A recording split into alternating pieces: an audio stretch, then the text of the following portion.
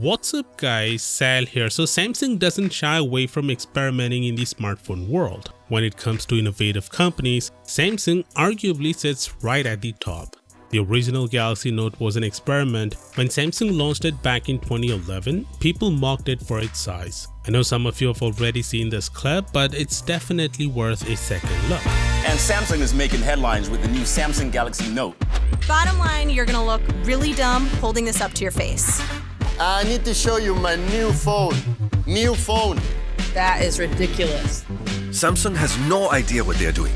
This is like talking to a piece of toast. People are actually calling this thing a phablet. Skip over the Samsung Galaxy Note completely. Samsung proved everyone wrong. The Galaxy Note revolutionized the industry. Big screen phones are now a norm in the industry. And just like the Note, people including some of your favorite YouTubers also mocked Samsung for launching foldable phones. They said foldables are just a gimmick and the fad will quickly disappear because people aren't gonna put their money on it. Turns out they couldn't be so wrong. Samsung has yet again proved that they can see the future. Foldables are here to stay and they will be the future of our smartphones. I'm saying this because Samsung's new foldables, the Galaxy Z Fold 3 and Z Flip 3, are doing record business in terms of sales. Not only they are outselling their predecessors, but also they are outselling Samsung's main flagships, the Galaxy S21 and Note 20. A few months ago, Samsung said they are looking to sell around 5 million foldables this year, but turns out the demand for the Z Fold 3 and Flip 3 is so strong that Samsung has to reconsider their original estimate. Now they'll produce more than 7 million Z Fold 3 and Flip 3 this year. In South Korea, these two foldables are flying off the shelves. Bloomberg reports that Samsung has received 920,000 pre-orders for both the Z Fold 3 and Flip 3 in just 1 week. This is 30% better than last year's Galaxy Note 20 and a massive 80% better than the Galaxy S21.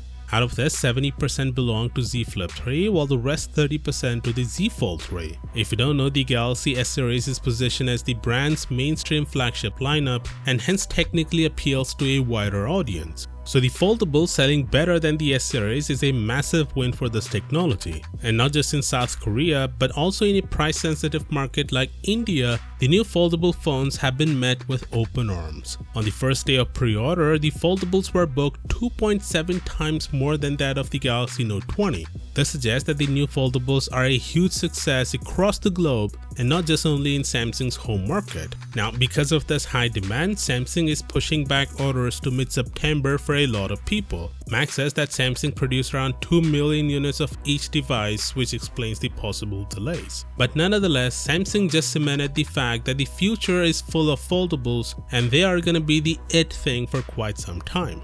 With that said, if you're getting the Galaxy Z Fold 3, then there's one thing you shouldn't do with the device, and that is to unlock the bootloader. If you do that, Samsung will effectively disable the camera, both front and back, and some of the apps won't work properly. Honestly, I don't see this as an issue because who in the world is gonna flash a new OS on this near $2,000 device? But I get why some people are pissed. You see, Android is all about options. People love Android because it gives them total control of the operating system.